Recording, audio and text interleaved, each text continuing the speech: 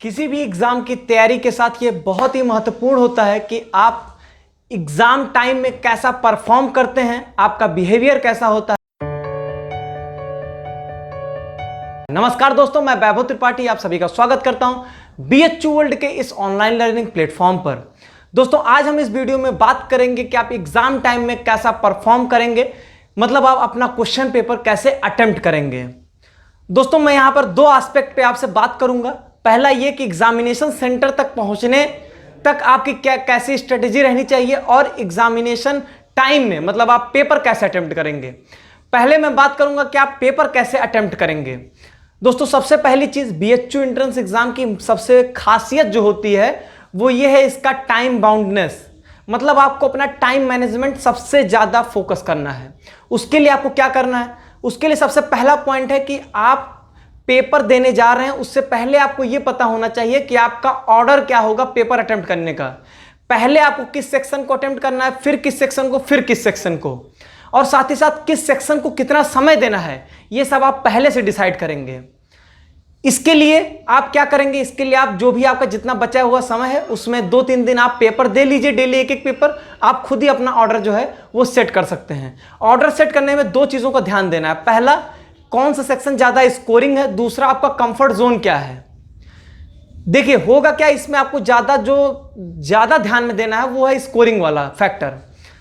देखिए होता क्या है कि आप जब एग्जाम पेपर अपना स्टार्ट करते हैं, अगर मान लीजिए आपने पेपर स्टार्ट करते समय ही अपने मन पसंद के क्वेश्चंस, अच्छे क्वेश्चंस जो आपको पसंद हैं, जिसमें आप बहुत ही सहज हैं, उसको आप कर लेंगे तो साइकोलॉजिकली आप वहीं पर जान लीजिए युद्ध आप जीत चुके हैं।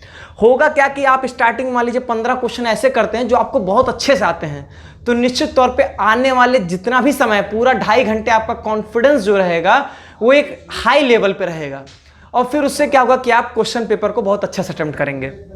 स्टार्टिंग में ही 10-15 क्वेश्चन जो ऐसे खराब अटेम्प्ट कर लेंगे जो आपको आता ही नहीं है, तो निश्चित तौर पे आप आगे अपना कॉन्फिडेंस जो है लूज कर जाएंगे। ठीक है, तो पहली ये बहुत ही महत्वपूर्ण बात है कि आप अपना ऑर्डर जो है पहले से सेट किए रहिए। दूसरी महत्वपूर्ण बात क्या है कि आपको कभी भी पेपर आप अटेम्प्ट कर रहे हैं, किसी भी क्वेश्चन पे रुकना नहीं है कि पता चला कोई क्वेश्चन आपको है कि यार ये तो मैं पढ़ा हूं, ये तो मुझे बहुत अच्छा सा था, उसमें फंस गया वो कहीं एक आध जगह, अब आप उसको ढूंढ रहे हैं कहां मुझसे गलती हुई। समय नहीं वेस्ट करना। अगर फंसा क्वेश्चन आपसे, तुरंत छोड़ दीजिए। जो क्वेश्चंस आपके इजी गोइंग होते जा रहे हैं उसको आप करते जाइए। नहीं तो होगा कि अगर आप किसी क्वेश्चन में फंसेंगे तो आप क्वेश्चन पेपर को पूरा अटेम्प्ट नहीं कर पाएंगे, और ऐसा हो सकता है कि लास्ट में इजी क्वेश्चंस रखे गए हो जो आप देखते ही टिक कर दें। लेकिन आप गलती क्या कर रहे हैं कि आप स्टार्टिंग में ही क्या कर रहे हैं कि आप फंस जा रहे हैं किसी क्वेश्चन में। अब वहां का जो समय वेस्ट होगा वो कहीं रिकवर तो कर नहीं पाएंगे आप। तो इस चीज का ध्यान देना है, किसी भी क्वेश्चन में फंसना नहीं है। क्वेश्चन पेपर के लास्ट तक जाना ये बहुत महत्वपूर्ण बात है। आपको लास्ट तक सारे क्वेश्चन जाना है, बस इजी गोइंग, मतलब करते जाइए पेपर। ठीक है, कहीं पर किसी क्वेश्चन में रुकिए मत। ठीक, जो फंस रहा है उसको छोड़ दीजिए, उसको मार्क कर लीजिए, उसको सोचिए कि मुझे बाद में करना है। ठीक है, इस चीज का ध्यान दीजिएगा। अगर आपका कोई ऐसा क्वेश्चन आता है जिसमें कैलकुलेशन ज्यादा है, उस कैलकुलेशन अगर उसमें ज्यादा है, आपको लग रहा है कि तो बहुत टफ कैलकुलेशन है, क्वेश्चन को छोड़ दीजिए। आता क्वेश्चन है ठीक है, लेकिन उसको छोड़ दीजिए, वहां पर समय मत वेस्ट करिए, आगे बढ़िए आप। एक चीज मैं आपको एक चीज और बता देना चाहता हूं। देखिए पेपर आपका पेन पेपर और कंप्यूटर बेस्ड मोड दोनों है। जो पेन पेपर वाले हैं उनके लिए बहुत खास बात बताता हूं, उनके लिए ओएमआर की फिलिंग बहुत ही इंपॉर्टेंट है। आप ओएमआर की फिलिंग दो तरीके से कर सकते हैं, या तो पूरा क्वेश्चन पेपर अटेम्प्ट कर लीजिए तब कर लीजिए ओएमआर फिलिंग, या एक एक क्वेश्चन करते जाइए और ओएमआर पे फिल करते जाइए। ध्यान क्या देना है, जो लोग पूरा क्वेश्चन पेपर अटेम्प्ट करने के बाद ओएमआर फिल करेंगे उनके लिए मैं एक सलाह देना चाहता हूं कि आप कम से कम, जैसे आपका पेपर 2 घंटे का, तो 1 घंटे 40 मिनट के बाद से ही आप ओएमआर भरना चालू कर दीजिएगा। क्योंकि क्या होता है कि अगर एकदम लास्ट टाइम में आप 10 मिनट बचा उसी में अगर मान लीजिए एकदम लास्ट टाइम में आप भरेंगे तो हड़बड़ाहट में क्या होगा कि जैसे मान लीजिए आपने 8वां क्वेश्चन किया, 8वें का आंसर आपने फिल किया, अब आपने 9वां नहीं 10वां किया है, लेकिन आप हड़बड़ाहट में क्या करेंगे, 10वें का आंसर 9वें में फिल कर देंगे, फिर इससे आप बहुत क्वेश्चन गड़बड़ कर सकते हैं और फिर ओएमआर सुधारी भी नहीं जा सकती है। तो इस चीज का ध्यान दीजिएगा। अगर आप मेरा ओपिनियन पूछेंगे तो मैं ये कहूंगा आप एक क्वेश्चन अटेम्प्ट करिए, तुरंत उसको वहां पे बबल जो है वो फिल कर लीजिए, ये मेरा मानना है। आप नहीं करना चाहते हैं पूरा पेपर अटेम्प्ट करके अगर ओएमआर फिल करना चाहते हैं तो वो भी कर सकते हैं, लेकिन कम से कम 20-25 मिनट अपने पास बचा के ओएमआर फिल करके उसके बाद जो समय बचेगा उसमें क्वेश्चन जो अटेम्प्ट करना चाहते हैं वो आप वो क्वेश्चन अटेम्प्ट कर सकते हैं। अगली एक बात बहुत इंपॉर्टेंट है कि दूसरी चीज ये है कि ऐसा भी हो सकता है कि जैसे कि मान लीजिए जो आपको सेट मिला है उसमें स्टार्टिंग में आपके बहुत टफ क्वेश्चन रख दिए गए हैं, ठीक है, ऐसा हो सकता है, ठीक है। अब यहां पर क्या नहीं होना है, यहां आपको नर्वस नहीं होना है, ठीक है, या पैनिक नहीं होना है कि यार बताओ 20 क्वेश्चन बीत गया, मुझे एक क्वेश्चन नहीं आ रहा है। लेकिन ये तो ध्यान दीजिए आगे 100 क्वेश्चन 130 क्वेश्चन तो आपके पड़े हुए हैं, उसमें तो आप ध्यान दीजिए। ऐसा होता है कई बार कि आपके स्टार्टिंग में टफ क्वेश्चन होंगे, फिर लास्ट में सब इजी क्वेश्चन आपके मिलेंगे, ऐसा हो सकता है, ठीक है। तो ऐसे क्वेश्चन, ऐसे सिचुएशन में पैनिक ना होके आप थ्रू आउट पूरे पेपर पे गुजरिए। आप कहिए कह रहे 20 बीता है ना, अभी 130 क्वेश्चन है, अभी 100 क्वेश्चन बाकी है, इस तरीके की अपनी मेंटालिटी रखिए, ठीक है। इस चीज के लिए प्रिपेयर रहे, ऐसा हो सकता है। दूसरा चीज ये है कि दो चीजें हो सकती है, या तो पेपर आपका बहुत टफ भी आ सकता है या तो इजी भी आ सकता है।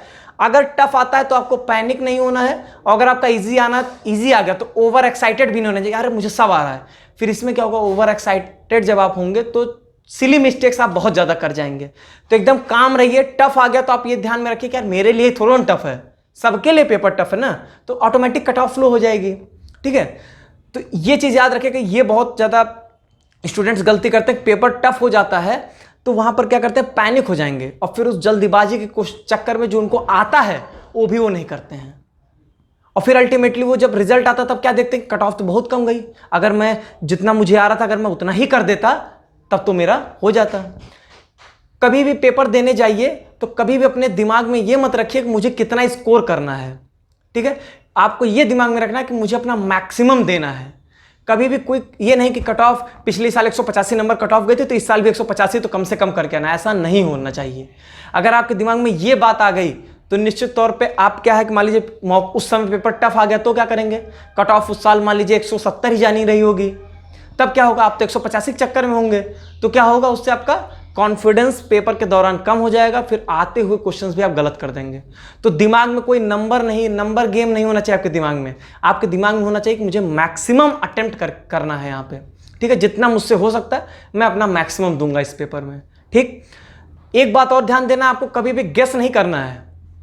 हाँ, मान लीजिए आपने दो जैसे 4 ऑप्शन में 2 ऑप्शन एलिमिनेट कर चुके हैं, 2 ऑप्शन में आपको कोई एक लग रहा है कि ये ज्यादा उसकी प्रोबेबिलिटी है, तो ऐसे 4-5 क्वेश्चन में आप 2-3 क्वेश्चन में गेस कर सकते हैं। लेकिन ऐसा एकदम रैंडम गेस मत करिएगा, क्योंकि +3 है तो -1 भी है, इसका भी ध्यान दीजिएगा, ठीक है। +3 मिलेगा लेकिन -1 हो जाएगा, ठीक है, इस चीज का याद रखिएगा, ठीक। तो छोड़ देंगे तो 0 ही मिलेगा, लेकिन अगर गलत अटेम्प्ट कर देंगे तो -1 हो जाएगा। तो ये चीज थोड़ा ध्यान दीजिएगा, गेस कम करिएगा, कम क्वेश्चन अटेम्प्ट करिए, सही करिए, ये ज्यादा अच्छी बात होगी आपके लिए, ठीक है। इस चीज का आपको ध्यान देना है। तो मेरे हिसाब से इतना टिप्स आपके लिए सफिशिएंट है कि आप एग्जामिनेशन टाइम में कैसा परफॉर्म करेंगे।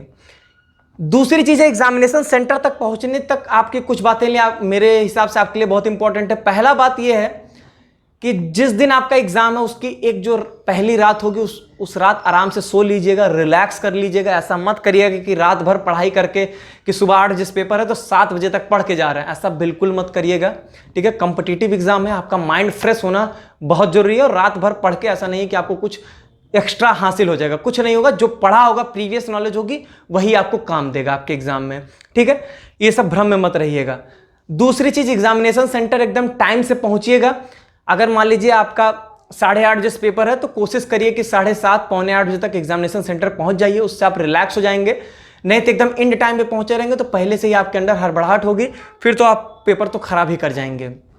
टाइम से पहुंचेगा।